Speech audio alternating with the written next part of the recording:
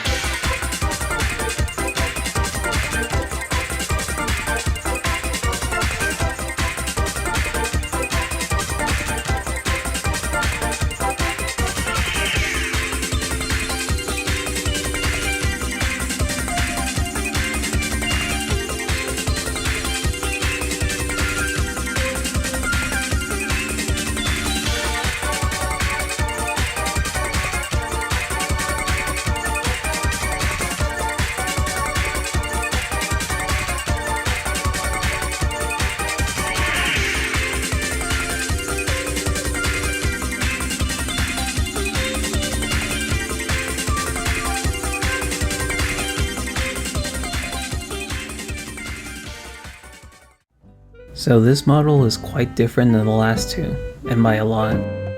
See, the first model was mostly made for a school assignment, and I was still getting used to Blender around this time. It came out alright, and it's still a little fun little creature. What I didn't like about it was that there's only really 6 legs since the front 2 are way too small to be useful, and the body, despite being 2 parts, doesn't really allow for much animations.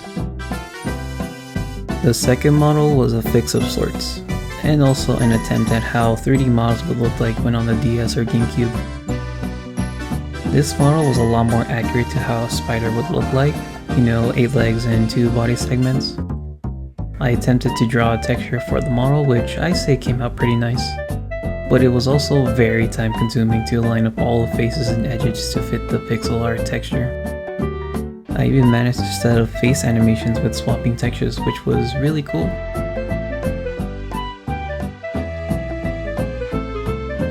I really do like how the model turned out, but my problem with it was the lack of ways to animate it without looking weird. So then we're at this model, which there was a few things that I wanted with it. Every part needs to be disconnecting or floating. Coloring and textures needs to be simple, such as solid colors with no details.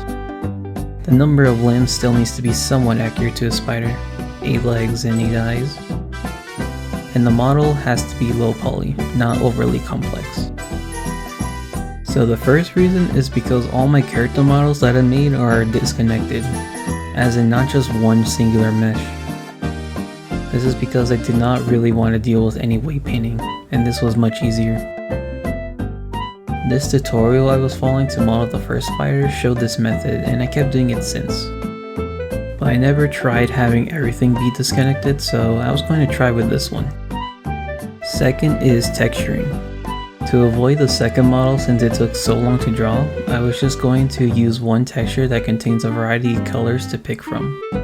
This is so it's really easy to assign faces to a color and only have to worry about one texture as opposed to multiple. Third is obvious. I don't want a spider model without the key features not being present. So for here we have 8 limbs and 8 eyes, of course. Lastly, I want this model to be simple in both looking and modeling. I like the low poly aesthetic a lot, and I haven't tried making a high poly model before, so for this model it's just as simple as it can be. With all these ideas, I still wasn't sure about the shape. I wanted something different that wasn't just another spider shape, but couldn't quite think of anything concrete. That was until I discovered probably my favorite design ever to exist, Tarantras. The design of Tarantras is probably one of the best designs for a spider-like creature ever, so I of course had to use some characteristics of the design for my model and for future models too. I started first with the head since it's probably the most important part. This took me a while to model up because I wanted the key features to be visible on different perspectives. For instance, the front view. You can see these horn spikes clearly defined and it doesn't look weird or out of place. Same goes for the side and top view. Although the back of the head I wasn't too sure on what to do, but I think it turned out fine. And the lower horn spike isn't clear, but I've tried and couldn't without making the model look off. But after that was done, I did the rest of the model. After making all the parts of the model, I went back and tried to fix the topology of each part, and I think it turned out alright. You people who are Blender wizards or know how to make models with good topology can go ahead and laugh at this. For the skeleton rig, it took me a while to figure this out, but there's two skeletons. One that makes the model move, and one that only moves the mesh. I wanted to recreate or somewhat figure out how this boss from Risk of Rain 2 was done. You can see that its body is made up of different parts that can individually move, but then it comes back together and move together. This probably wasn't how they did it exactly or at all, but it did let me figure this trick out. Now comes some shaders. I wanted to try making the model look 2D as I really like the look of 3D models that look 2D convincingly. I wasn't sure how to stylize the model to be my own, but I looked up some tutorials to help me out. One of the shaders I've tried for the 2D look was the obvious cel shading anime look that is normally used for 2D. It doesn't look too bad, but to me it kinda loses the 2D look, and I can tell it's a 3D model. When making the shader, I found out from a few models that I can mix in some hatching to make it look kind of like the character art from Sonic Riders. There's also the option for the comic book dots, which is kinda cool but not for me, or at least with this model. One thing I was proud figuring out was creating fake shadows when using the emission shader, which of course doesn't receive light so shadows won't show. With using a normal node, you can tell the shader to cast shadows in certain directions without causing any issues to other parts of the shader. You can also use with the diffuse shader, which is affected by light and can create some unique effects. But although these were nice looking, it wasn't hitting the 2D look for me, so after some trial and error I found out to just get rid of the shadows altogether. Making the model look flat or just have solid colors really sold the 2D look, and all the emission parts still work as well. I did try to add in a simple shadow with what I had, and it doesn't look too bad, but it does lose the 2D effect since it now has depth. But changing the color ramp from constant to any of the other options gives the shadow a softer look, and if we change the color from black to something closer to white, and we have an extremely subtle and soft shadow that doesn't take away from the 2D look, which is very nice. Now the model isn't complete without some animations to bring it to life. It was very important to animate the model in a way that can show different emotions or expressions while having a face that is static. As cool as it is to have face swapping from the previous model, I like the idea more of the model, or rather this creature, being expressionless due to what it actually is. That being said, I did attempt to do some eye shapes to give some emotion should I want to in the future. Of course, I had to try and put this into Godot. I made a small test world for the model to walk around in. I then spent some time trying to set up the IK movement, which was a bit difficult trying to get it to functioning. See, in Godot 4.6, they finally gave us new IK nodes to use, and they are great, but trying to find the right IK node to work like before was a lot of trial and error. There's a few nodes that deal with moving limbs correctly, but I found that the Jacobian IK node worked the best, as it moves all bones correctly and can handle both the pole and step target independently without breaking. Afterwards, it was just the usual procedural movement setup.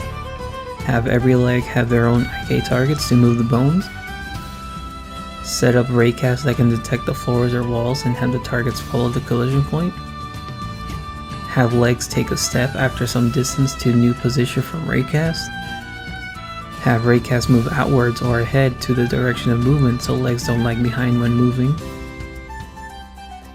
In cases where the legs can't reach the collision point of the raycast, add a second raycast to every leg pointing inwards to use when the first one isn't colliding.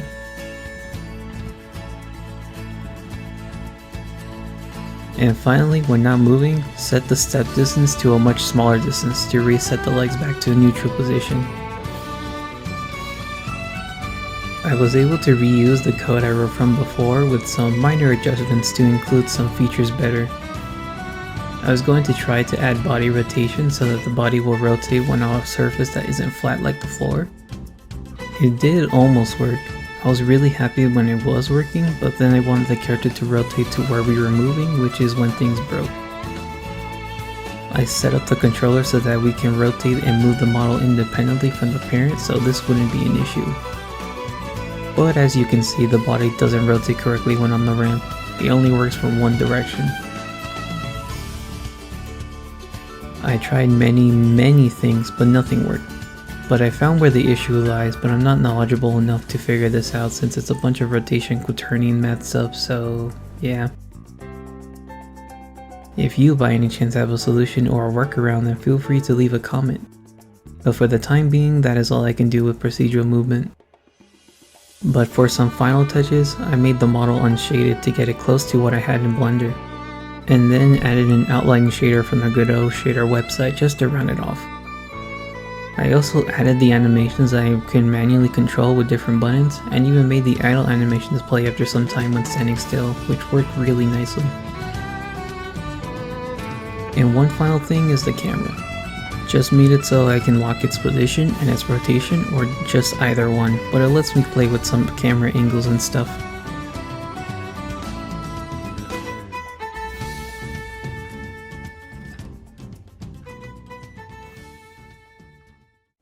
And that is all I got. This model turned out really great and I'm happy with what I managed to pull off. I still want to do more with it, such as better shaders and more animations, and even create a custom world or a setting just so it isn't just a debug map or a plain background. If you got any ideas or tips for stuff I can add or change to anything I've shown here, feel free to let me know. But anyways, with all that said, thank you for watching and till next time.